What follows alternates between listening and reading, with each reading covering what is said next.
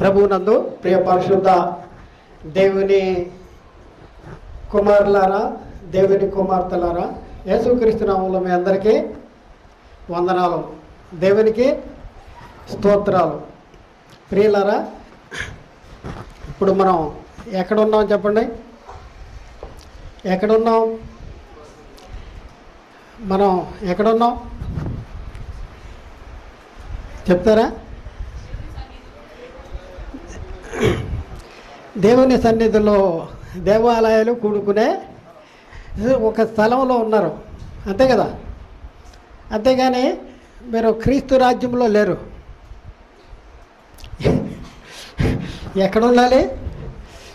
ప్రస్తుతము గమనించండి, చాలా జాగ్రత్తగా పరిశీలన చేయాలి. ప్రస్తుతము భూమి మీద ఎన్ని రాజ్యాలు విస్తరించబడతా ఉన్నాయి, ఎన్ని రాజ్యాలు విస్తరించబడతా ఉన్నాయి.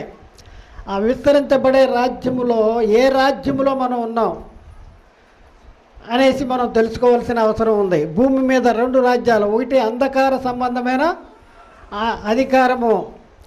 మునుపు మీరు వాటిని చేయొచ్చు, అంధకార సంబంధమైన అధిపతిని అనగా ఈ యుగ సంబంధమైన అధిపతికి అనుసరించి ఈ ప్రపంచ ధర్మము చొప్పున మునుపు నడుచుకున్నాం. మరి ఇప్పుడు ఎక్కడికి వచ్చాం? ఆయన మనలను అంధకార సంబంధమైన అధికారము నుండి విడుదల చేసి తాను ప్రేమించిన తన కుమారుని యొక్క రాజ్య నివాసులుగా చేసాను అంటాడు. రాజ్య నివాసులు ఎవరి రాజ్య నివాసులుగా ఉన్నాం మనం? ఎవరి రాజ్యంలోని చేర్చబడ్డాం? మనం ఇప్పుడు ఎక్కడ ఉన్నాం చెప్పండి? మళ్ళీ చెప్పండి. రాజ్యములో ఉన్నాం. ఏ రాజ్యంలో ఉన్నాం?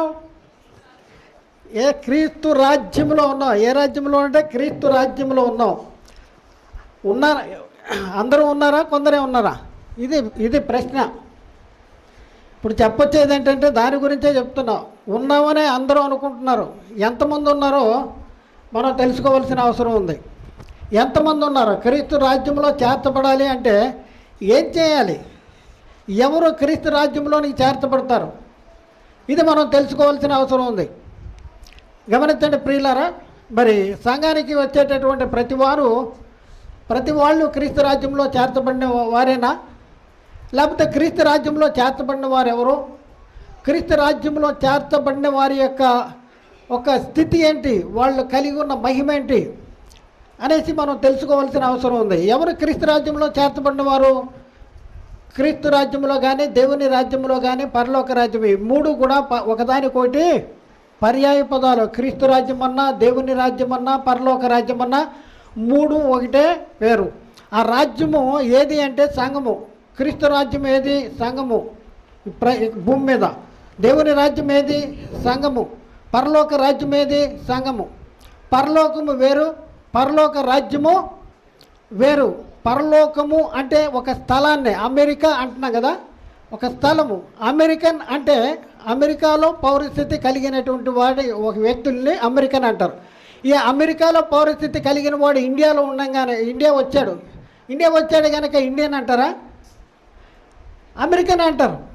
ఎందుకంటే వాళ్ళ పౌరస్థితి ఎక్కడుందో దాన్ని బట్టి మనం ఆ వ్యక్తిని గుర్తిస్తూ ఉంటాం. అయితే గమనించవలసినటువంటి విషయం ఏంటంటే, ఇప్పుడు మనము ఆ రాజ్యములో, పరలోక రాజ్యములో కానీ, దేవుని రాజ్యములో కానీ, ఆ క్రీస్తు రాజ్యములో కానీ మనం చేర్చబడ్డామా, చేరామా, ఎంతమంది చేరారు, ఎలా ఉన్నారు, ఏంటి తెలుసుకోవాల్సిన అవసరం ఉంది. అయితే ఎవరు ఈ పరలోక రాజ్యంలో చేర్చబడిన వారు? దేవుని రాజ్యంలో ఎవరు చేర్చబడిన వారు? ఎవరు చేరతారు? దేవుని రాజ్యాన్ని చూడాలన్నా, దేవుని రాజ్యంలో ప్రవేశించాలంటే కూడా ఎవరు దేవుని రాజ్యమును చూడగలరు? ఎవరు దేవుని రాజ్యంలో ప్రవేశించగలరు? ఒకసారి ఆలోచన చేయవలసినటువంటి అవసరం మనకున్నది. యేసుక్రీస్తు వారు చెప్తున్నారు, యోహాను సువార్త 3వ అధ్యాయంలో 3వ వచనం నుండి 5వ వచనం వరకు మనం పరిశీలన చేసుకుంటే అక్కడ ఉన్న మాటలు ఏంటంటే, అందుకు యేసు అతనితో, ఒకడు క్రొత్తగా జన్మించితేనే కానీ అతని దేవుడి రాజ్యంలో చూడలేడని నీతో నిశ్చయముగా చెప్పుతున్నాను. చూడండి, గమనించండి. ఒకడు క్రొత్తగా జన్మించాలి. అవునండి, మనం జన్మించాం, మనం పుట్టలేదా అంటే పుట్టాం. ఈ పుట్టుక గురించి మనం పరిశీలన చేస్తే ఇది శరీర సంబంధమైన జన్మ. శరీర సంబంధమైన జన్మ. ఈ జన్మ ఎలాంటిదంటే రక్తము వలనైనా, శరీరేచ్ఛ వలనైనా, మానసేచ్ఛ వలనైనా కలిగినటువంటి జన్మ. మరి ఇక్కడ మనం పరిశీలన చేసుకుంటే ఆల్రెడీ పుట్టిన వారితో చెప్తా ఉన్నాడు, ముసలి వాడితో చెప్తా ఉన్నాడు, ఒకడు క్రొత్తగా జన్మించాలి అన్నాడు. అంటే అతను చెప్తా ఉన్నాడు, నికోదేము చెప్తున్నాడు, ముసలి వాడనైనా మనుషుడు ఎలాగో రెండవ మారు తల్లి గర్భములో ప్రవేశింపి జన్మింపగలడా అని ఆయన అడిగాడు. రెండోసారి జన్మించగలడా అంటే ఈయనకి అర్థం కాలేదు. ఈ జన్మ శరీర సంబంధమైన జన్మ కాదు, ఇది ఆత్మ సంబంధమైన జన్మ. ఇది వాక్య మూలంగా జన్మించాలి, ఇది నీటి మూలంగా జన్మించాలి, దీన్నే క్రొత్త జన్మ, ఇంకొక జన్మ జన్మించాలి అనేటటువంటి ఒక ఆలోచన లేనటువంటి పరిస్థితుల్లో ఉన్నారు. అయితే ఆ వానితో చెప్తా ఉన్నాడు 5వ వచనంలో మరొకసారి చెప్తా ఉన్నాడు, ఒకడు నీటి మూలముగాను ఆత్మ మూలంగాను జన్మించితేనే కానీ దేవుని రాజ్యములో ప్రవేశింపలేడని మీతో నిశ్చయముగా చెప్పుతున్నాను అంటాడు. దేవుని రాజ్యంలో ప్రవేశించాలంటే ఎలాంట? ఒకడు నీటి మూలంగా ఆత్మ మూలంగా జన్మించాలి. నీటి మూలంగా ఆత్మ మూలంగా ఆత్మ యొక్క నియమాన్ని విని లోబడి అంగీకరించి, యేసుక్రీస్తు ఆత్మ యొక్క నియమం ఏం చెప్తుంది? యేసుక్రీస్తు దేవుని కుమారుడని, యేసుక్రీస్తు రక్షకుడని, యేసుక్రీస్తు ప్రభువని మరి ఒప్పుకుని క్రీస్తులో పాప క్షమాపణ, క్రీస్తులో నిత్య జీవము, క్రీస్తులో పరలోక ప్రాప్తి అనేసి యేసుక్రీస్తునందు విశ్వాసం ఉంచి మరి నమ్మి బాప్తిజం తీసుకోవాలి. అంటే వాక్య మూలంగా, అంటే ఆత్మ మూలంగా. అపోస్తలులు చెప్పారు, మేము ఆత్మ సంబంధమైన వాటిని మేము విత్తుతుండగా శరీర సంబంధమైన ఫలాలు కోసుకొనుట గొప్ప కార్యమా అనేసి ఆ దినాల్లోనే చెప్పారు. కాబట్టి ఇప్పుడున్న పరిస్థితుల్లో ఆత్మ యొక్క నియమాన్ని అనుసరించి జీవించటం అనేది ఆత్మ మూలంగా జన్మించటం. నీటి మూలంగా జన్మించటం అంటే పునఃస్థితి స్థాపన సంబంధమైన స్నానము, దాన్ని ఏముంటాడో బాప్తిజము. తీతు పత్రిక 3వ అధ్యాయంలో 5వ వచనంలో అక్కడ మనం చూసుకుంటే అక్కడ మనము నీతిని అనుసరించి చేసిన క్రియల మూలముగా కాక తన కనికరము చొప్పుననే పునఃస్థితి స్థాపన పునర్జన్మ సంబంధమైన స్నానము ద్వారాను పరిశుద్ధాత్మ మనకు నూతన స్వభావము కలిగజేయటం ద్వారాను ఆయన మనలను మరల జన్మింపజేసిన, మరల జన్మించినటువంటి వాళ్ళు, క్రొత్తగా జన్మించిన వాళ్ళు, వాక్య మూలంగా జన్మించినటువంటి వాళ్ళు, ఆత్మ మూలంగా జన్మించినటువంటి వాళ్ళు. మరి ఇప్పుడున్న పరిస్థితుల్లో మనము యేసుక్రీస్తుని దేవుని కుమారుడని నమ్ముకున్నాం కనుక మనము యేసుక్రీస్తు దేవుని కుమారుడని నమ్మాం కనుక మనం దేవుని మూలంగా పుట్టిన వారు. తను ఎందరు అంగీకరించెదరో అనగా తన నామమందు విశ్వాసముంచు వారికి దేవుని పిల్లలగుటకు ఆయన అధికారము అనుగ్రహించారు. వారు రక్తము వలనైనా, శరీరేచ్ఛ వలనైనా, మానుసేచ్ఛ వలనైనా పుట్టినవారు కాదు, వారు దేవుని వలన పుట్టినవారు. యేసు దేవుని కుమారుడని ఎవడు ఒప్పుకుంటూ వాడు దేవుని మూలంగా పుట్టినటువంటి వాడు. అయితే ఇక్కడ ఉన్న పరిస్థితుల్లో మనం ఆలోచన చేసుకుంటే ఎంతమంది ఈ బాప్తిజము తీసుకుని సంఘంలో చేర్చబడ్డారు? యేసుక్రీస్తు దేవుని కుమారుడని ఎవరు ఒప్పుకున్నారు? యేసుక్రీస్తు దేవుని కుమారుడని ఎవరు నమ్ముకున్నారు? యేసుక్రీస్తు దేవుని కుమారుడని నీ నోటితో ఒప్పుకుని దేవుడు మృతుల్లోండి ఆయనను లేపనని విశ్వసించిన యెడల మీరు రక్షణ పొందుతారు. రోమపత్రిక 10:9 ప్రకారం యేసు ఏమని ఒప్పుకోవాలి? దేవుని కుమారుడని ఒప్పుకోవాలి. దేవుడు క్రీస్తును మృతుల్లోండి లేపాడని నమ్మాలి. నమ్మేం చేయాలి చెప్పండి? నమ్మి బాప్తిజం తీసుకోవాలి. బాప్తిజం తీసుకుని సంఘములో చేర్చబడాలి. సంఘమే క్రీస్తు రాజ్యము, సంఘమే పరలోక రాజ్యము, సంఘమే దేవుని రాజ్యము. అయితే ప్రియులారా, మరి ఇప్పుడున్న పరిస్థితుల్లో మరి ఇక్కడ ఉన్నవాళ్ళు, ఇక్కడంటే నేను ఎక్కడ చెప్పట్లా, సంఘములో చేర్చబడిన వాళ్ళందరూ కూడా కొత్తగా జన్మించిన వాళ్ళేనా? దేవుని రాజ్యంలో చేర్చబడ్డ వాళ్ళేనా?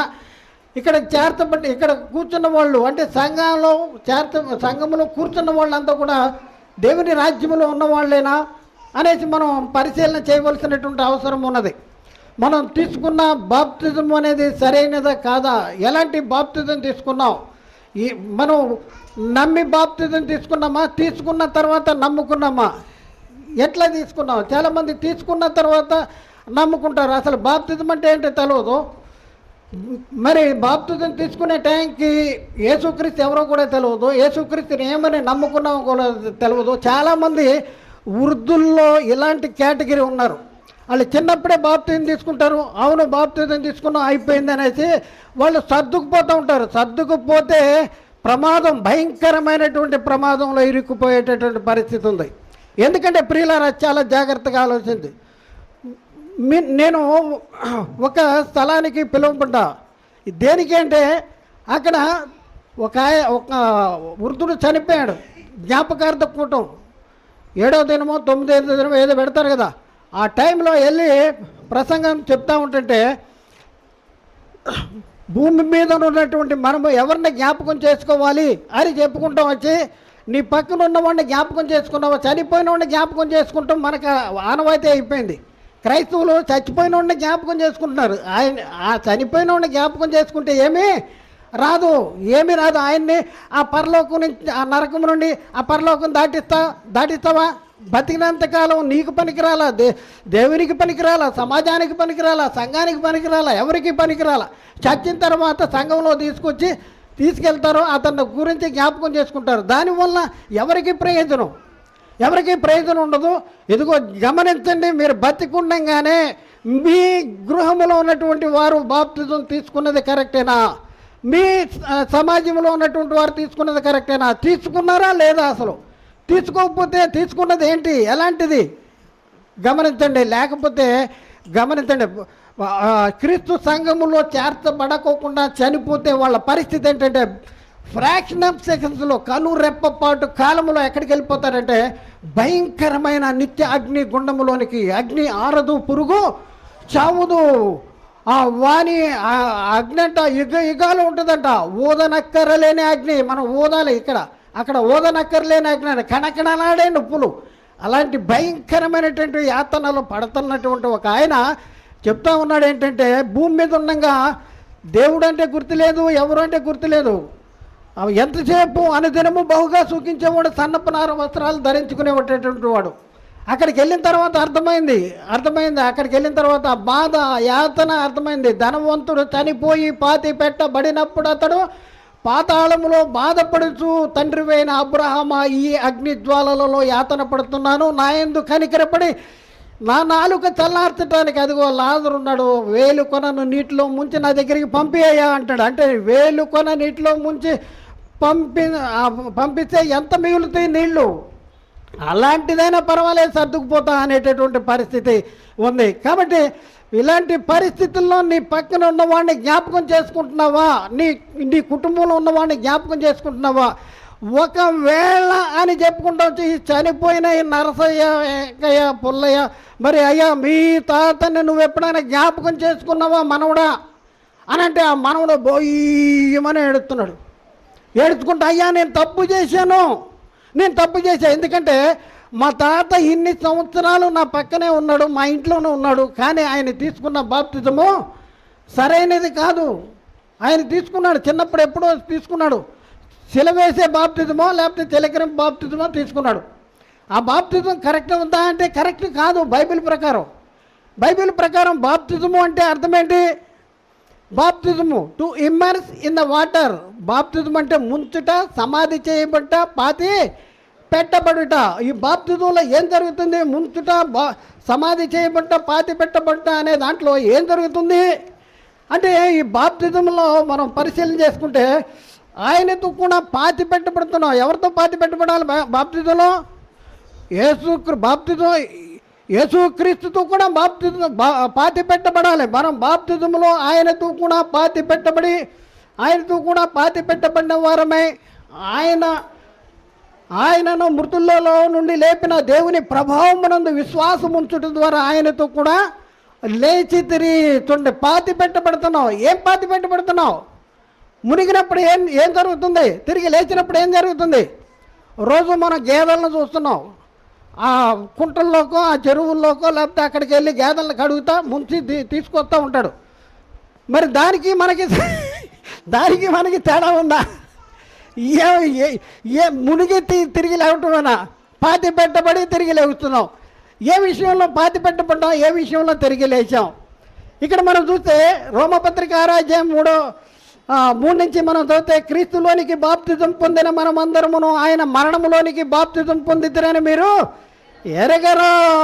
కాబట్టి తండ్రి కాబట్టి తండ్రి మహిమ వలన క్రీస్తు మృతులలో నుండి ఎలాగూ లేపబడెనో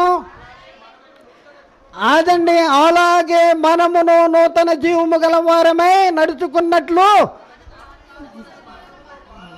మన బాప్తిజము వలన మరణములో పాలు పొందుటకై ఆయనతో కూడా పాతి పెట్టబడుతున్నావు. ఏం పాతి పెట్టబడుతున్నావు? ఆయనతో కూడా పాతి పెట్టబడ్డావు. మునిగినప్పుడు ఏం జరుగుతుంది? తిరిగి లేచినప్పుడు ఏం జరుగుతుంది? ప్రాచీన స్వభావము దాని క్రియలతో కూడా పరిచ్ఛేదించి నూతన పరచబడుతున్న నవీన స్వభావాన్ని ధరించుకుంటున్నాం. మనం మునిగినప్పుడు ప్రాచీన స్వభావాన్ని దాని క్రియలతో కూడా పరిచ్ఛేదిస్తున్నాం. తిరిగి లేచినప్పుడు నూతన పరచబడుతున్న నవీన స్వభావాన్ని ధరించుకుంటున్నాం. ఇది బాప్తిజంలో జరిగేది. మరి ఈ బాప్తిజంలో ఆయనతో కూడా పాతి పెట్టబడటం అంటే శిలువేశమా? ఆయనతో కూడా పాతి పెట్టబడటం అంటే చిలకరింప? యేసుక్రీస్తు మాదిరిగా ఉన్నాడు. యోహాను దగ్గరికి వచ్చాడు. యోహాను దగ్గరికి వస్తే యోహాను అంటున్నాడు, నేనే నీ దగ్గర బాప్తిజము పొందవలసిన వాడనై ఉండగా నీవు నా దగ్గర బాప్తిజాన్ని పొందటానికి వచ్చితివా అంటే అప్పుడు యోహాన్తో యేసుక్రీస్తు నివారించి ఇలా అంటున్నాడు, నీతి యావత్తు ఇలాగ జరిగిన నిమిత్తము ఇప్పటికీ కాదు. మరి ఇద్దరు నీళ్ళలోకి దిగారా అంటే ఇద్దరు నీళ్ళలోకి దిగారు. ఒడ్డునకు వచ్చుతున్నప్పుడు ఏం జరిగింది? ఆకాశం నుండి ఒక శబ్దం వచ్చింది. పరిశుద్ధాత్ముడు పావురాకారంలో వచ్చి ఆయన మీద వాలటం అనేది జరిగింది. కాబట్టి ప్రియులారా, మరి ఏది బాప్తిజం? చాలామంది తీసుకున్న బాప్తిజాలు కరెక్ట్ కాదండి. చాలామంది కరెక్ట్ కాదు. వాళ్ళు అనుకుంటున్నారు మేము పెద్దోళ్ళం, మేము ముసలోళ్ళం, మేము పెద్దోళ్ళం. ఇక్కడ ఎవరిని గురించి నేను మాట్లాడట్లా, జనరల్గా మాట్లాడుతున్నా. ఇది సార్వత్రిక క్రైస్తవ సమాజానికి ఇస్తున్నటువంటి సందేశం. కాబట్టి ఎవరు కూడా భుజాలు తడుకోవద్దు. గమనించండి, అర్థం చేసుకోండి, లోబడటానికి ప్రయత్నం చేయండి. ఒకవేళ మీరు అదే పరిస్థితుల్లో ఇమీడియట్ బాప్తిజం తీసుకోవాల్సినటువంటి అవసరం ఉన్నది. కాబట్టి చాలామంది తీసుకున్న బాప్తిజాలు చిన్నప్పుడే తీసుకుంటున్నారు. వాళ్ళు తీసుకున్న బాప్తిజం ఏదో తెలియదు, ఆయన ఇచ్చిన ఆయన ఎవరో తెలియదు, ఎలా ఇచ్చాడో కూడా తెలియదు, బాప్తిజం తీసుకున్నామని. అలాంటి పరిస్థితుల్లో మరి ఒకసారి ఆలోచించండి, వాళ్ళు దేవుని రాజ్యంలో ఉన్నారా? సంఘములో వస్తున్నారు, రోజు కార్యక్రమాలన్నింటిలో కూడా పాలు పొందుకుంటున్నారు. కానీ మరి ఒక టైం రాబోతుంది, ఆ టైం వచ్చినప్పుడు ఏమంటాడు? ఎందుకు ఇక్కడికి ఎలా వచ్చావు? తీసేయి, వీళ్ళని వెలుపటి చీకట్లో పడేయండి అంటాడు. వెలుపటి చీకట్లో పడేయండి. పెళ్లి విందుకి కూడా మనం పరిశీలన చేస్తే బైబిల్లో పెళ్లి విందు గురించి మీరు విన్నారు. ఈ పెళ్లి విందుకు పిలువబడిన వాళ్ళు రాలేదంట. రాకపోతే రాజు ఏం చేశాడు? సొంత వీధుల్లోకి వెళ్ళి తీసుకురండి అయ్యా అంటే చాలామందిని తీసుకొచ్చారు. పెళ్లిశాల నిండిపోయిందంట. పెళ్లిశాల ఏమైపోయిందని నిండిపోయింది. రాజు వచ్చాడు చూస్తానికి. అయితే అందరికీ పెళ్లి వస్త్రాలు ఉన్నాయంట, కొందరికి మాత్రం లేవు. ఒకడికి పెళ్లి వస్త్రాలు లేవు. చూడండి, అందరికీ పెళ్లి వస్త్రాలు ఎలా వచ్చినాయి? ఒకడికి మాత్రమే పెళ్లి వస్త్రాలు ఎందుకు లేవు? వాడు రోజు బజార్లో తిరుగుతా ఎవరు పిలుస్తారా అని పెళ్లి వస్త్రాలు ధరించుకుని వెళ్తారా రోడ్డు మీదకి? నా ఇక్కడ జరిగింది ఏంటంటే, ఈ సంఘమే ఆ పెళ్లి విందు. ఈ సంఘములోకి చేర్చబడిన వాళ్ళు ద్వారము నుండి చేర్చబడాలి. నేనే ద్వారము, నేనే మార్గము అంటున్నాడు. యేసు క్రీస్తు ద్వారా సంఘంలో చేర్చబడాలి. క్రీస్తు రక్తములో కడగబడాలి. క్రీస్తుని దేవుని కుమారుడని నమ్మాలి. క్రీస్తుని ప్రభువుని నమ్మాలి. క్రీస్తు ద్వారా పాప క్షమాపణని నమ్మాలి. క్రీస్తు ద్వారా మరి క్రీస్తునందు విశ్వాసం ఉంచి బైబిల్ చెప్పిన బాప్తిజం ప్రకారము బాప్తిజం తీసుకునే సంఘములో చేర్చబడిన వారికి పెళ్లి వస్త్రాలు, మహిమ వస్త్రాలు, మరి నీతి వస్త్రాలు ధరించినటువంటి వారుగా ఉంటారు. అదే కూర్చున్న వాళ్ళు ఎవరైతే తీసుకున్న బాప్తిజాలు సరక్లేదో, లేకపోతే అసలే బాప్తిజాలు తీసుకోకుండా ఆకార పుష్టిగా వచ్చి కూర్చుంటున్నారో, జ్ఞానం ఉండి, తెలివి ఉండి, ఆలోచన ఉండి, అన్నీ తెలుసుకుని బైబిల్ చెప్తుంటే అర్థం చేసుకుని బైబిల్ చదువుతూ ఉండి అన్నీ చేసుకుని బాప్తిజాలు తీసుకునేటువంటి వాళ్ళు చాలామంది ఉన్నారు. చూడండి, వీళ్ళు బాప్తిజాలు అడుగుతారు. ఎప్పుడు అడుగుతారో తెలుసా? ఇలాంటి కోవకి చెందిన వాళ్ళు బాప్తిజాలు అడుగుతారు. ఒక ఆయన నా దగ్గరకు వచ్చి బాప్తిజం అని అడుగుతున్నాడు. ఏంట్రా ఈడు అప్పుడే బాప్తిజం అంటున్నాడు, ఏంటిడు ఇన్ని రోజుల నుంచి బాప్తిజం లేదు, ఇప్పుడు బాప్తిజం అంటే ఏంటిరా కథ ఏంటిరా బాబు అంటే, అయ్యా నా పెళ్ళి కుదిరింది అయ్యా. ఏంటి పెళ్ళికి బాప్తిజం కావాలి ఏంటి? మీ పాస్టర్ బాప్తిజం తీసుకుంటేనే పెళ్ళా? బాప్తిజం తీసుకుంటే పెళ్ళా? అందుకనే బాప్తిజం తీసుకుంటావా? ఏమయ్యా బాప్తిజం ఇంత చీప్గా చేసేసావు. చూసారా? చూడండి, చాలామంది జ్ఞానం ఉంది, ఆలోచన ఉంది, వివేకం ఉంది, యవనస్తులు లోకంలో అన్నీ చేస్తూ ఉన్నారు, లోకంలో అన్నీ ఆలోచన చేస్తూ ఉన్నారు. పాటలు పాడతారు, వచ్చి నుంచుంటారు, పాటలు పాడతారు, వాక్యం చదవమంటే చదువుతారు, అన్నీ చేస్తూ ఉంటారు. కానీ బాప్తిజాలు తీసుకోనేటువంటి పరిస్థితుల్లో ఉన్నారు.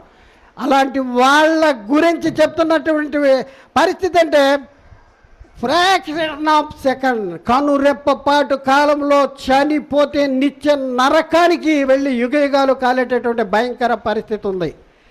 చూడండి ఎంత భయంకరమైనటువంటి భ్రష్టత్వంలో ఉన్నామో. బాప్తిజం తీసుకోకుండా సంఘంలో కూర్చున్నటువంటి వాళ్ళు, నేను ఇక్కడ గురించి మాత్రమే చెప్పట్లే, ఎవరో నన్ను అపార్థం చేసుకోవద్దు. సార్వత్రిక క్రైస్తవ సమాజంలో జరుగుతున్నది ఏంటంటే, మరి ఇదే జరుగుతుంది. ప్రభువా అని అంటున్నారు వీళ్ళు కూడా సంఘంలో కూర్చున్నారు, ప్రభువా స్తోత్రం, వీళ్ళు చందేస్తున్నారు, వీళ్ళు అన్నీ చేస్తున్నారు. కానీ బాప్తిజాలు తీసుకోలేదు. కానీ తీసుకున్న బాప్తిజాలు సరైనవి కావు. ఒక ఆయన మా దగ్గర క్లాసులో ఒక ఆయన వాక్యాన్ని గురించి చెప్పుకుంటాం వచ్చేసి బాప్తిజం గురించి చెప్పేటప్పటికి ఆయన అయిపోయింది 10 గంటలు అయిపోయింది, రాత్రి 10 గంటలు అయిపోతే ఆయన అంటాడు, అయ్యగారు నాకు బాప్తిజం కావాలండి అంటాడు. నీకు బాప్తిజం కావాలంటే మనం ఎక్కడ ఇవ్వాలి? ఆ చెరువులో ఇవ్వాలి. ఆ చెరువు, తుప్పలు, ఆ రోడ్లు, ఆ చీకటి భయంకరము. అయ్యా ఇప్పుడు అలాంటి ప్రదేశానికి వెళ్తే మన ఎవరన్నా దొంగలని కూడా కొడతారు. ఇప్పుడు అలాంటి ప్రదేశానికి పాములు ఉంటాయి, తేళ్ళు ఉంటాయి తెలియదు. ఆ నీళ్ళలో మునగటానికి ప్రాబ్లము చీకట్లో. కాబట్టి రేపొద్దున్న వచ్చేసే అని చెప్పానండి. రేపొద్దున్న వచ్చేయంటే ఆయన ఏమంటాడు, అయ్యి బాబాయ్ నాకు భయం వేస్తుంది, నేను బయటికి వెళ్ళానంటే మళ్ళీ వస్తానో రానో నాకే, ఎందుకంటే రేపేమి సంభవించునో నీకేమి తెలియను. మీరు అంతలో కనపడి అంతలోనే మాయమైపోవు. ఆవిరి వంటి వారు నీటి బుడగా. చూడండి, ఒక పూసిన పుష్పము పొద్దున పూస్తుంది, సాయంత్రానికి వాడిపోద్ది. అయ్యి బాబా నాకు మాత్రం నేను అసలు ఇక్కడి నుంచి కదలనండి అన్నాడు. కదలనంటే సరే ఇక్కడే పండుకో, ఈ యొక్క క్లాస్ రూమ్లోనే పండుకో, నీకు బర్త్ అరేంజ్ చేస్తాం, మీకు ఫుడ్ అరేంజ్ చేస్తాం, రేపు పొద్దున్నే నేను 7 గంటలకు వస్తా, తీసుకెళ్ళి బాప్తిజం ఇస్తా, మళ్ళీ మీ సంఘానికి వెళ్ళిపోదు. కానీ అయ్యగారు ఆ పని చేయండి అన్నాడు. అక్కడే పండుకున్నాడు. పొద్దున్నే లేచి వెళ్ళి తీసుకెళ్ళి బాప్తిజం. నాకు రాత్రి అంతా భయం వేసిందండి అన్నాడు. ఎందుకు భయం వేయాలి? మనకు మాత్రం భయం వేయట్లేదు ఇక్కడ. ఎందుకు భయం వేయాలి? చస్తే ఎక్కడికి వెళ్తావు? నువ్వు చస్తే బాప్తిజం తీసుకున్నది కరెక్ట్ కాకపోతే, బాప్తిజం అసలు తీసుకోకపోతే నువ్వు చస్తే ఎక్కడికి వెళ్తావు? నరకానికి వెళ్తావు. నీ నరకం ఎంత దూరంలో ఉందా నీకు? కనురెప్పపాటు కాలంలో నరకానికి వెళ్ళి భయంకరమైనటువంటి యుగాలు కాలే ఆ అగ్నిలో మరి కాలేటటువంటి పరిస్థితి. మరి కనురెప్పపాటు కాలంలో అది గుర్తించాడు ఆయన. అది గుర్తించి నేను ఎక్కడికి వెళ్ళను, ఇక్కడే ఉంటాను అన్నాడు. ఒకసారి ఆలోచించండి. మరి పెళ్లి విందులో చేర్చబడిన అందరికీ నిత్య జీవమా పరలోకమా అంటే కొందరు గోడ దూకొచ్చారండి. వీళ్ళు పెళ్లి వస్త్రాలు ఎందుకు లేవంటే, ద్వారము నుండి వచ్చిన వాళ్ళకి పెళ్లి వస్త్రాలు ఇస్తారు. తీసుకున్న బాప్తిజాలు కరెక్ట్ అయితే, బాప్తిజాలు తీసుకుంటే వాళ్ళకి పెళ్లి వస్త్రాలు ఉంటాయి. మరి వీడికి పెళ్లి వస్త్రాలు లేవేంటి? గోడ దూకొచ్చాడు. గోడ దూకొచ్చిన వాడికి పెళ్లి వస్త్రాలు ఉంటాయా? తప్పుడు బాప్తిజం తీసుకోకుండా తప్పుడు బాప్తిజాలు తీసుకుని సంఘములో చేర్చబడినటువంటి వాళ్ళ పరిస్థితి మనం ఒకసారి ఆలోచిస్తే, చెడ్డ దాసుడా తీసుకెళ్ళి వెళ్ళిపడి చీకట్లో పడే అంటాడు. అక్కడ పళ్ళు కొరుకుట, ఏడ్పులు పళ్ళు కొరుకుట అనే భయంకరమైనటువంటి పరిస్థితి ఉందండి. కాబట్టి ఇప్పుడున్న పరిస్థితుల్లో మరి ఒకసారి ఆలోచించండి. బాప్తిజము అంటే ఏంటంటే క్రీస్తు మరణంలోనూ ఆయన పునరుద్ధానంలోనూ పాలి పొందటం. యేసుక్రీస్తు మరణము పునరుద్ధానంలో పాలు పొందటం అంటే అర్థం ఏంటంటే, మృతి పొంది తిరిగి లేచిన యేసుక్రీస్తు మీద ఇక మరణం అధికారము లేదు. అలాగే క్రీస్తులోనికి బాప్తిజం పొందిన మన మీద కూడా మరణం అనేది అధికారము లేదు అనేది బైబిల్లో చెప్తా ఉందండి. కాబట్టి ప్రియ సహోదరుడా, ప్రియ సహోదరి, మరి బాప్తిజాలు తీసుకున్నారా, తీసుకోలేదా? తీసుకుంటే తీసుకున్న బాప్తిజాలు కరెక్టేనా? లేకపోతే అయ్యగారు పెళ్లి కోసం మాకు బాప్తిజం అని వస్తారా? ఆలోచించండి. అప్పటి వరకు నువ్వు ఉంటావో ఉండవో ఆలోచించండి. ఇంకొక ఆయన అంట ఇంజనీరింగ్ కాలేజీలో సీట్ వచ్చిందంట, క్రిస్టియన్. అది ఎక్కడ ఖమ్మం ఏరియాలో. ఆయన వచ్చి అడుగుతూ ఉన్నాడు, అయ్యా మా అబ్బాయికి బాప్తిజం ఇవ్వాలి అంటాడు. ఎందుకయ్యా మీ అబ్బాయికి బాప్తిజం ఇవ్వాలని చెప్తున్నావు అంటే, కాలేజీలో సీట్ వచ్చిందండి, సర్టిఫికేట్ కావాలంటాడు. ఏంటి నీకు సర్టిఫికేట్ కోసం బాప్తిజం ఇవ్వాలా? ఎలా ఉన్నారండి? ఎలా ఉన్నారు? పెళ్లి కోసం బాప్తిజం, సర్టిఫికేట్ కోసం బాప్తిజం తీసుకోండి అంటే డిసెంబర్ 25వ తారీఖు తీసుకుంటామండి. కొంతమంది మా ఆయనతో పాటు తీసుకుంటామండి, మా భార్యతో పాటు తీసుకుంటామండి, మా ఊరిలో తీసుకుంటాం. కొంతమంది ఉన్నారు మా ఊరు వెళ్ళిన తర్వాత తీసుకుంటాం అని. అయితే గమనించండి, బాప్తిజం అనేది మామూలు సామాన్యమైనది కాదు. అది క్రీస్తు రాజ్యములో చేర్చబడేది, దేవుని రాజ్యములో చేర్చబడేది, అది పరలోక రాజ్యములో చేర్చబడేది. పరలోక రాజ్యములో అంధకార సంబంధమైన అధికారము నుండి విడుదల చేసి తాను ప్రేమించిన తన కుమారుని యొక్క రాజ్య నివాసులుగా చేర్చబడినటువంటి పరిస్థితి. ఈ బాప్తిజం తీసుకుంటూ అంటే మనం పరిశీలన చేస్తే, ఒకవేళ బాప్తిజం తీసుకోకపోతే ఎవరి రాజ్యంలో ఉన్నావు? ఎవరి రాజ్యంలో ఉన్నావు? అంధకార సంబంధమైన అధికారంలో ఉన్నావు. ఎవరి రాజ్యంలో? మరి అంధకార సంబంధమైన అధికారంలో ఉన్నావు.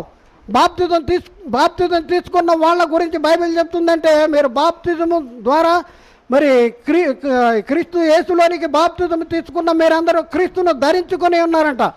ఒకవేళ క్రీస్తులోనికి బాప్తిజం తీసుకోకపోతే మీరు సైతానును ధరించుకొని ఉన్నారు. మీరు ఎంత యాక్టింగ్ చేసినా ఇక్కడికి వచ్చి మీలో ఉన్న తత్వం అనేది సమయానికి బయటకు వచ్చేస్తుంది. ఆ సాతాను తత్వము, ఆ లోబడిన తత్వము, ఆ అవిధేయత, ఆ శరీర కార్యాలన్నీ కూడా బయటకు వచ్చేస్తూ ఉంటాయి. కాబట్టి ప్రియులారా, మరి జాగ్రత్తగా ఆలోచించండి. ఒక ఆయన వస్తూ ఉన్నాడు, రోజు వస్తూ ఉన్నాడు, ఇంటూ ఉన్నాడు, బాప్తిజం తీసుకోలేదు. మరి ఏం ఆలోచిస్తున్నారు బ్రదర్ మీరు అని ఒకసారి అడిగితే, ఆయన బ్రదర్ నాకు కొన్ని ఉన్నాయి బ్రదర్, అవన్నీ వదిలేసిన తర్వాత తీసుకుంటాను అంటాడు. కొన్ని ఉన్నాయంట, అవన్నీ వదిలేసిన తర్వాత తీసుకుంటాను అంటాడు. అసిపోయిన బట్టలే, సబ్బు ఉందండి, సబ్బు పెడితే మురికి వదులుద్దా, లేకపోతే సబ్బు పెట్టుకోకుండా మురికి వదులుద్దా? ఎప్పుడు మురికి వదులుద్ది?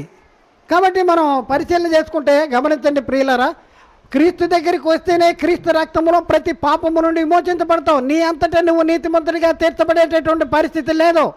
నీ అంతటిగా నువ్వు నీతిమంతుడిగా తీర్చబడే పరిస్థితి ఉంటే యేసుక్రీస్తు లోకానికి రావలసిన అవసరమే లేదు. అందుకనే నువ్వు డాక్టర్ దగ్గరికి వెళ్ళాలంటే రోగం ఉన్నప్పుడే వెళ్ళాలి. జ్వరం ఉంది, ఏమైనా డాక్టర్ దగ్గరికి వెళ్ళామంటే కొద్దిగా తగ్గిన తర్వాత వెళ్తాను బ్రదర్ అంటుంది అమ్మ. తగ్గిన తర్వాత డాక్టర్ ఎందుకు? ఎవరి కోసం ఉన్నాడు? వైద్యుడు ఉన్నాడు. ఎవరు? రోగుల కోసం ఉన్నాడా, ఆరోగ్యవంతులకు ఉన్నాడా? రోగుల కోసం. యేసుక్రీస్తు ఎవరిని పిల్లలు వచ్చాడు? నీతిమంతుల్లా పాపుల్లా? నేను పాపుల్ని పిల్లలు వచ్చి తిని అంటాడు. కమ్, నువ్వు నీ అంతటి నువ్వు మారలేవు. నీ అంతటి నువ్వు సారి మీద ఎక్కాలి. మట్టిగా ఉంటే పనికిరాదు. మట్టి సారి మీద ఎక్కాలి. సారి మీద ఎక్కితే అందమైన పాత్ర కింద ఎలా తీర్చబడద్దు, నువ్వు క్రీస్తుకి అప్పగించబడాలి. నువ్వు ఒప్పుకోవాలి, ఇక్కడికి వచ్చి నేను పాపిని, నా బలహీనత ఇది అని నువ్వు ఒప్పుకుంటే ఆయన సమస్త బలహీనత నుండి, సమస్త పాపాల నుండి నిన్ను పరిశుద్ధునిగా చేస్తాడు, నీతిమంతుడిగా చేసేటటువంటి పరిస్థితి ఉంది. కాబట్టి ప్రియులారా, మీరు ఒకసారి ఆలోచించండి. బాప్తిజం అనేది ఎప్పుడు తీసుకోవాలి, ఎలా తీసుకోవాలి? రోజు వింటూ ఉన్నాం, వాక్యం వింటూ ఉన్నాం, సంవత్సరాలు జరిగిపోతున్నాయి, కానీ బాప్తిజం తీసుకోనేటువంటి పరిస్థితి ఉంది. మరి బాప్తిజం ఎప్పుడు తీసుకోవాలి చెప్పండి? బాప్తిజం ఎప్పుడు తీసుకోవాలి? బైబిల్లో కొంతమంది ఉన్నారు, బాప్తిజం ఎప్పుడు తీసుకున్నారో మరి చూద్దామా? బాప్తిజం ఎప్పుడు తీసుకున్నారో మనం చూద్దామా? చూడండి, బాప్తిజం ఎప్పుడు తీసుకున్నారో మనం చూద్దాం. చూడండి, ఎక్కడ మొట్టమొదట మనం పరిశీలన చేసుకుంటే అపోస్తల కార్యాల్లో మనం చూస్తే 2వ అధ్యాయంలో మనం అక్కడ పేతురు ప్రసంగం చేస్తూ ఉన్నాడండి. పరలోకము నుండి పంపబడిన, ముగిస్తాను నేను, పరలోకము నుండి పంపబడిన పరిశుద్ధాత్ముని ద్వారా పేతురు ప్రసంగం చేస్తూ ఉన్నాడు. ఆ ప్రసంగాన్ని విన్నటువంటి వారి పరిస్థితి మనం పరిశీలన చేసుకుంటే 2వ అధ్యాయంలో 37వ వచనము 38వ వచనం చూడండి. అక్కడ అయ్యలారా మేమేమి చేయాలి, 37, 38 అక్కడ మేమేమి చేయాలంటే, వారి ఈ మాట విని హృదయములో నొచ్చుకొని, సహోదరులారా మేమేమి చేతుమని పేతురును కడమ అపోస్తలులను అడగ్గా. చూడండి, ఎప్పుడు అడిగారు? ఎన్న తర్వాత ఒక నెల రోజులకా, ఎన్న తర్వాత ఒక సంవత్సరానికా? ఎప్పుడు అడిగారు? మేమేమి చెయ్యాలి? హృదయాల్లో నోచుకున్నారు. వాక్యం విన్న తర్వాత హృదయాల్లో నోచుకుని మేమేం చేయాలి అని అడిగారు. అప్పుడు పేతురు అంటాడు, మీరు మానమనసు పొంది పాప క్షమాపణ నిమిత్తము ప్రతివాడు యేసుక్రీస్తు నామములో బాప్తిజము పొందడి, అప్పుడు మీరు పరిశుద్ధాత్మ అనే వరమును పొందుదురు. అప్పుడు కాబట్టి 41వ వచనం, అతని వాక్యము అంగీకరించిన వారు బాప్తిజము పొందిరి. వాక్యము అంగీకరించిన వారు ఏం చేయాలి? బాప్తిజం పొందారు. మరి ఇప్పుడున్న పరిస్థితుల్లో మరి సంఘములో కూర్చున్నటువంటి అనేక మంది రోజు వాక్యము వింటానే ఉన్నారు. మరి బాప్తిజం తీసుకున్నారా అంటే తీసుకున్నటువంటి పరిస్థితుల్లో చాలామంది ఉండరు అనేసి మరి గమనిస్తూ ఉన్నాం. చాలామంది ఉండట్లేదు. ఎందుకు ఉండట్లేదు అంటే, వాక్యము అంగీకరిస్తున్నారా? అంగీకరిస్తే ఏం చేయాలి చెప్పండి? తీసుకున్న వాళ్ళు తీసుకున్న బాప్తిజాలు సరైన కాని వాళ్ళు ఏం చేయాలంటే, నేను ఇంత పెద్ద వయసు ఉందే, నాకు 50 సంవత్సరాలు 70 సంవత్సరాలు 80 సంవత్సరాలు, ఇప్పుడు ఈ పోరగాడితో బాప్తిజం తీసుకుంటే ఎక్కడికి వెళ్తావు? నరకానికి వెళ్తాను. పోరగాడు కాదు, దేవుని సేవకుడు. వాక్యము ప్రకటిస్తున్నాడు. వాక్యాన్ని ప్రకటిస్తున్నాడు. దేవుని సన్నిధిలో ఉండి దేవుని తరపున ఒక ప్రతినిధిగా వాక్యాన్ని ప్రకటిస్తున్నాడు.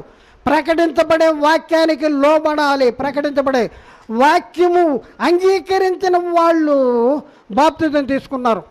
ఏమండి, వాక్యం వింటున్నారు కానీ చాలామంది అంగీకరించిన పరిస్థితుల్లో ఉండలేదు. ఎందుకంటే వీళ్ళు ఎప్పుడు బయటకు వస్తారంటే, ఆ పుట్టలోంచి పాము వచ్చినట్టు, ఆ పెళ్ళో లేకపోతే ఆ డిగ్రీ ఏదో కాలేజీలో సర్టిఫికేట్ కోసమో లేకపోతే ఇంకో దానికోసం వీళ్ళు ఆ పుట్టల్లోంచి పాము బయటకు వచ్చినట్టు వీళ్ళు బయటకు వచ్చి నాకు బాప్తిజం ఇవ్వండి.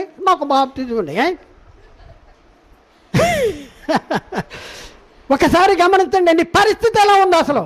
నువ్వు ఎలాంటి స్థితిలో ఉన్నావు? రైలు వస్తుంది, రైలు పట్టాల మీద ఉన్నావు, పిలుస్తూ ఉన్నాడు, రైలు వస్తుంది అంటే రైలు వస్తుంది, నువ్వు అన్నావు కదా రైలు వస్తుంది, విన్నాను అనేసి అక్కడే నుంచుంటే ఏమైపోతాడు చెప్పండి? అక్కడే మన పరిస్థితి ఎలా ఉంది? అయ్యా రైలు వస్తుంది అంటే రైలు, ఈయన కూడా అంటాడు రైలు వస్తుంది అంటాడు. ఏం చేయాలి చెప్పండి? రైలు వస్తుందంటే ఏం చేయాలి? దిగిపోవాలి ఇమీడియట్. వాక్యము వింటే ఏం చేయాలి? అంగీకరించిన వారు ఏం చేశారు? బాప్తిజం తీసుకోవాలి. బాప్తిజం తీసుకోకపోతే, క్రీస్తు రాజ్యములో చేర్చబడకపోతే నిత్య నరకానికి వెళ్తారు. యేసుక్రీస్తు 2వసారి రాబోతున్నాడు. ఎందుకు వస్తాడు? ఆయన వచ్చి తన వారిని తీసుకుని తండ్రికి అప్పగిస్తాడు. క్రీస్తు వచ్చినప్పుడు ఆయన వారు బ్రతికించబడతారు. అప్పుడు సమస్తమైన అధికారమును, సమస్తమైన ఆధిపత్యమును, సమస్తమైనటువంటి బలమును కొట్టివేసి తన తండ్రి అయిన దేవునికి రాజ్యము అప్పగించును. రాజ్యాన్ని అప్పగిస్తానికి వస్తున్నాడు. ఇప్పుడు ఆ రాజ్యంలో నువ్వు ఉన్నావా లేవా? నువ్వు ఆయన వారిగా ఉన్నావా లేవా? ఇది తెలుసుకోవలసినటువంటి అవసరం ఉంది ప్రియులారా. మరి అక్కడ మనం పరిశీలన చేస్తే వాక్యం అంగీకరించిన వారు బాప్తిజం తీసుకున్నట్టు మనం చూస్తూ ఉన్నాం. మరొక మాట పరిశీలన చేసుకుంటే, ఇక్కడ వాక్యము అంగీకరించి సత్యవాక్యము వలన తన సంకల్ప ప్రకారము మనలను కనెను. వాక్యము ద్వారా కనబడాలి. వాక్యం అంగీకరించి బాప్తిజం తీసుకోవాలి. మరొక దగ్గర మనం పరిశీలన చేసుకుంటే, చెరసాల అధిపతి బాప్తిజం ఎప్పుడు తీసుకున్నాడు చెప్పండి? చెరసాల అధిపతి అతని కుటుంబము వారందరూ కూడా బాప్తిజం ఎప్పుడు తీసుకున్నారు? ఆ రాత్రి గడియలోనే బాప్తిజం తీసుకున్నారు. రేపు తీసుకుందాం, ఎల్లుండి తీసుకుందాం, అవతల ఎల్లుండి తీసుకుందాం అనలేదు. అక్కడ మనం చూస్తే చెరసాల బద్దలైపోయింది, వీళ్ళు ఖైదీలు పారిపోయారని వీళ్ళు తను తాను చంపుకోవాలని ప్రయత్నం చేస్తే అయ్యా మేము ఇక్కడే ఉన్నాం అంటే అప్పుడు ఆయన అంటాడు, రక్షణ అయ్యాలారా, రక్షణ పొందటానికి నేనేమి చేయాలి అంటే ప్రభు అయిన యేసునామం ముందు విశ్వాసం ఉంచు, అప్పుడు నీవు నీ ఇంటి వారు రక్షణ పొందుతారు అని చెప్పి ఆ రాత్రి పూటే ఏం చేశాడు, వాక్యాన్ని, దేవుని వాక్యాన్ని ప్రకటన చేశారు. వాళ్ళు ప్రకటన చేసిన తర్వాత వాళ్ళు అంగీకరించిన తర్వాత వాళ్ళు బాప్తిజం తీసుకున్నారు ఆ రాత్రి గడియలోనే. ఎప్పుడు తీసుకున్నాడు? ఆ రాత్రి గడియలోనే తీసుకున్నట్టు మనం చూస్తూ ఉన్నాం. అలాగే మనం పరిశీలన చేసుకుంటే అపోస్తల కార్యాల్లో మనం పరిశీలన చేసుకుంటే ఫిలిప్పు బాప్తిజం ఇచ్చాడు ఒక ఆయనకి. ఎక్కడి నుంచి ఎక్కడికి వచ్చాడు? ఇథియోపియా దేశం నుండి వచ్చాడు. ఐరోపా ఖండం నుండి ఆసియా ఖండానికి వచ్చాడు. ఆయన వచ్చి యెరూషలేములో దేవుని ఆరాధించుకొని తిరిగి వెళ్తూ ఉన్నాడు. పరిశుద్ధాత్మ ప్రేరణ ద్వారా ఫిలిప్పు మరి నపుంసకుడి దగ్గరికి వెళ్ళటం అనేది జరిగిన తర్వాత ఆయన ఒక గ్రంథాన్ని చదువుతూ ఉన్నాడు, యెషయా గ్రంథాన్ని. ఆ యెషయా గ్రంథాన్ని చదువుతూ ఉంటే ఈ గ్రంథంలో ఉన్నాయి, నువ్వు గమనించగలిగేవా, తెలుసుకున్నావు అంటే ఎవడైనా నాకు త్రోవ చూపుకుంటే నాకు ఎలా తెలుస్తుంది అని అంటాడు. అప్పుడు చెప్పింది ఏంటంటే ఆ లేఖనాన్ని అనుసరించి యేసుక్రీస్తును గురించిన సువార్త ప్రకటన చేశాడండి. ప్రకటన చేస్తే ఇమ్మీడియట్ రథం వెళ్తానే ఉంది, నీళ్లు చూశాడంట నపుంసకుడు. అదుకో నీళ్లు, నాకు బాప్తిజం ఇవ్వటానికి నీళ్ళకి ఆటంకం ఏంటి అని, రథం నిలుపు, నాకు బాప్తిజం కావాలి, నా దేశం వెళ్ళిన తర్వాత నేను తీసుకుంటా అన్నాడా? ఏమన్నాడు చెప్పండి? అప్పుడే బాప్తిజం ఎప్పుడు తీసుకోవాలి చెప్పండి? వాక్యము విని అంగీకరించినప్పుడు బాప్తిజం తీసుకోవాలి. వింటున్నావు కానీ అంగీకరించట్లేదు, వింటున్నావు కానీ తీసుకోవట్లేదంటే అర్థం ఏంటి? వింటున్నావు కానీ అంగీకరించట్లేదు. చాలామంది యవ్వనస్తుల విషయంలో అదే జరుగుతుంది. నేను అది చేయాలి, నేను ఇది చేయాలి, వీళ్ళ ప్రణాళికలు వేరు ఉంటున్నాయి. కాబట్టి ఇది అయిన తర్వాత చేసుకుంటా, అదైన తర్వాత చేసుకుంటా, ఇదైన తర్వాత చేసుకుంటా, నాకు నేనే పరిశుద్ధం అవుతాను, లేకపోతే నాకు నేనే ఇవన్నీ విడిచిపెట్టాలి అనేసి నువ్వు అనుకునేటటువంటి పరిస్థితి లేదు. కాబట్టి ప్రియులారా ఒకసారి ఆలోచన చేయండి, బాప్తిజం అనేది ఎప్పుడు తీసుకోవాలి? ఇమ్మీడియట్ అంగీకరించినప్పుడే బాప్తిజం తీసుకోవాల్సిన అవసరం మనకి ఉంది. ఒకవేళ అలాంటి పరిస్థితి లేకపోతే మనము ఎవరి రాజ్యములో ఉన్నాము అంటే అంధకార సంబంధమైన అధికారములో ఉన్నాం, ఇంకా అంధకార సంబంధమైన. కాబట్టి బాప్తిజాన్ని గురించి మనం పరిశీలన చేసుకుంటే ప్రియులారా, బాప్తిజం తీసుకుంటాం వలన మీరు దేనిని తప్పించుకొని దేనిలోనికి వస్తున్నారంటే నరక పౌరస్థితి నుండి పరలోక పౌరస్థితిలోకి వస్తున్నారు. ఏ పౌరస్థితి నుండి? నరక పౌరస్థితి నుండి పరలోక పౌరస్థితి. చచ్చే నరకానికి వెళ్ళేవాళ్ళం మరణములో నుండి జీవములోనికి దాటిపోతున్నాం. మరణములో నుండి నరకాన్ని నుండి జీవములోనికి దాటిపోయేటటువంటి పరిస్థితి. అంధకార సంబంధమైన అధికారము నుండి దేవుని వైపుకు మరలుస్తున్నాం. తేజోవాసులైన పరిశుద్ధుల శ్వాసములో పాలివారుగా ఉన్నాం. అంధకార సంబంధమైన వాసుల శ్వాసములో పరిశుద్ధులు పాలివారుగా ఉండవలసిన వాళ్ళు తేజోవాసులైన పరిశుద్ధుల శ్వాసములో పాలివారుగా ఉంటున్నారు. కాబట్టి దేవ స్వభావంలో పాలివారుగా ఉంటున్నారు. అంతకు మునుపు ఎవరి స్వభావంలో పాలివారుగా ఉంటున్నాం? సాతాను స్వభావంలో పాలివారుగా ఉంటున్నాం. ఇక్కడికి వచ్చేటప్పటికి దేవ స్వభావంలో పాలివారు మగుటకు ఆయన మనలను పిలిచెను అనేసి అక్కడ రాయబడి ఉంది. కాబట్టి మనం ప్రియులారా మరి ఆలోచన చేయండి. తీర్పులోకి వస్తావా, లేకపోతే తీర్పు నుండి ఇప్పుడే తప్పించుకుంటావా? తీర్పులోకి వస్తావా? చనిపోయిన తర్వాత లోక అంతానికి జరిగే తీర్పు ఒకటి ఉంది, నీ అంతానికి జరిగే తీర్పు ఒకటి ఉంది. నీ అంతములో ఎక్కడికి వెళ్ళాలనుకుంటున్నావు? పరదేశికి వెళ్ళిన తర్వాత పరలోకానికి వెళ్ళాలనుకుంటున్నావా, లేకపోతే డైరెక్ట్గా నరకానికి వెళ్ళాలనుకుంటున్నావా? ఎక్కడికి వెళ్ళాలనుకుంటున్నావు తెలుసుకోవాల్సిన అవసరం ఉంది. ఇప్పుడున్న పరిస్థితుల్లో మనం ఎలాంటి పరిస్థితుల్లో ఉన్నాయి? చీకటిలో నుండి ఆశ్చర్యకరమైన తన వెలుగులోనికి మిమ్మల్ని పిలిచిన వాని గుణాతిశయములను ప్రచురము చేయ నిమిత్తము ఏర్పరచబడిన వంశమును రాజులైన యాజక సమూహముగా ఉన్నారంట. రాజులైన యాజక సమూహం ఎవరంటే మొదటి పునరుద్ధానములో పాలివారు. మొదటి పునరుద్ధానం అంటే ఈ యేసుక్రీస్తు పొందిన పునరుద్ధానము మొదటి పునరుద్ధానము. ఈ మొదటి పునరుద్ధానములో పాలివారైన వారికి రెండో మరణం మీద ఏ అధికారము లేదు. ప్రకటన గ్రంథంలో మనం పరిశీలన చేసుకుంటే ప్రకటన గ్రంథంలో మనం పరిశీలన చేసుకుంటే అక్కడ 20వ అధ్యాయంలో మనం చూసుకుంటే 20వ అధ్యాయంలో 5వ వచనము కానించి ఆ 1000 సంవత్సరములు గడిచే వరకు కడమ మృతులు బతకలేదు, ఇదియే మొదటి పునరుద్ధానము, ఈ మొదటి పునరుద్ధానములో పాలివార అయిన వారు ధన్యులు, పరిశుద్ధులనై ఉందురు, ఇట్టి వారి మీద రెండవ మరణము అధికారము లేదు, వారు దేవునికి క్రీస్తుకును యాజకులైండి 1000 సంవత్సరములు రాజ్యము చేయుదురు. ఇప్పుడున్న పరిస్థితుల్లో దేవునికి క్రీస్తుకి యాజకులుగా ఉన్నటువంటి వాళ్ళు క్రైస్తవులు అండి.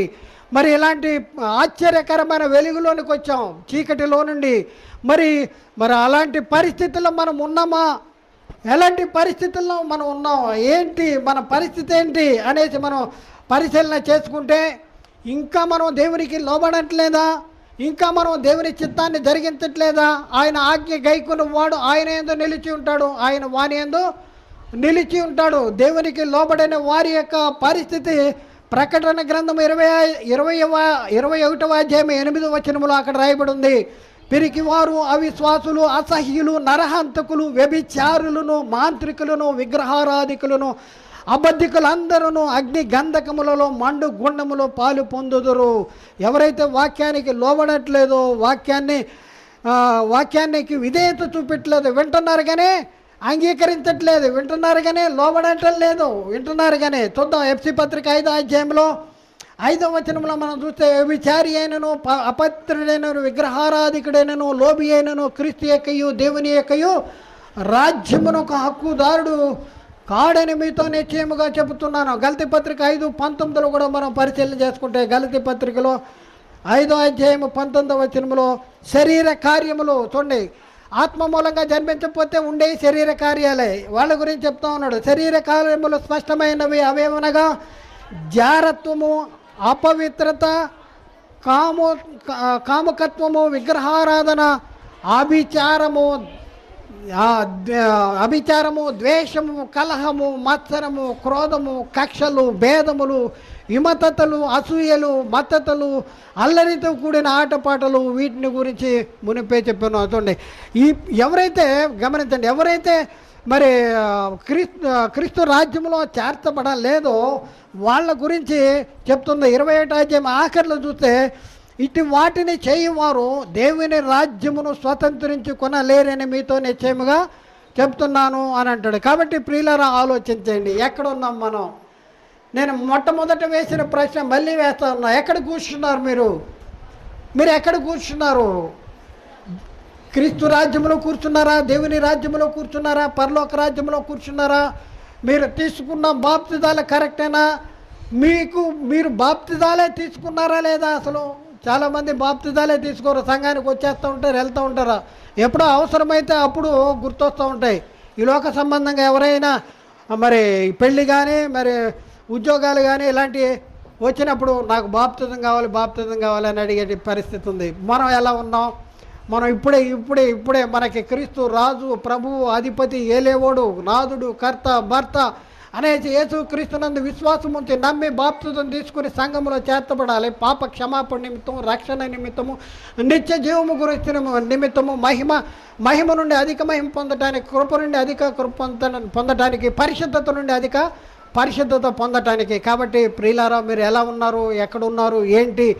మనలను మనమే పరిశీలన చేసుకోవాలి, మిమ్మల్ని మీరే పరిశీలన చేసుకోవాలి. మీరు విశ్వాసము గలవారే ఉన్నారో లేదో మిమ్మల్ని గూర్చి మీరే ఎరగరా. యేసుక్రీస్తు మీలో ఉంటే మీరు పరిశుద్ధులు, క్రీస్తు రాజ్యంలో చేర్చబడినవారు. క్రీస్తుని ధరించుకున్నారా? క్రీస్తుని పోలి నడుచుకుంటున్నారా?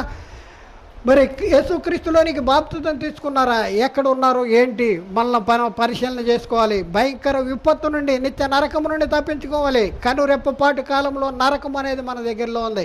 ఎవరైతే బాప్తిజం తీసుకోలేదో ధనవంతుడు వెళ్ళినట్టు నిత్య నరకానికి వెళ్తాడు. ఆ నిత్య నరకము నుండి తప్పించడానికే దేవుడు మనల్ని ప్రేమించి తన సొంత కుమారుడైన యేసుక్రీస్తు వారిని పాప శరీరాకారాన్ని ధరింపచేసి ఆయన శరీరం ముందు మన పాపాలకి శిక్ష విధించి మనల్ని నీతిమంతులుగా తీర్చాడు. ఉచితముగా నీతిమంతులుగా తీర్చడానికి ఉన్నాడు. కేవలము నమ్మి బాప్తిజం తీసుకోవాలి.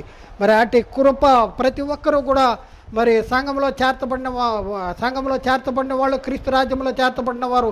కాబట్టి ఏ ఒక్కరు కూడా తప్పింపబడటానికి వీల్లేదు. సాతాను ఎన్నో కుయుక్తులు పనుతూ ఉంటాడు. కాబట్టి మనం ఈరోజే నేడే సమయం ఉండగానే, నేడు అన్న సమయం ఉండగానే మనం ఇది చేయాలి. కాబట్టి ఇటు రక్షణ మనం నిర్లక్ష్యం చేసిన ఎలాగో తప్పించుకుందాము. ఓ పాపి, ఇప్పుడే కమ్, యేసుక్రీస్తు దగ్గరికి రా, నీకు నిత్య జీవాన్ని అనుగ్రహించడానికి ఆయన సిద్ధంగా ఉన్నాడు. మరి అలాంటి కృప మనందరికీ దేవుడు అనుగ్రహించును గాక. ఆమెన్.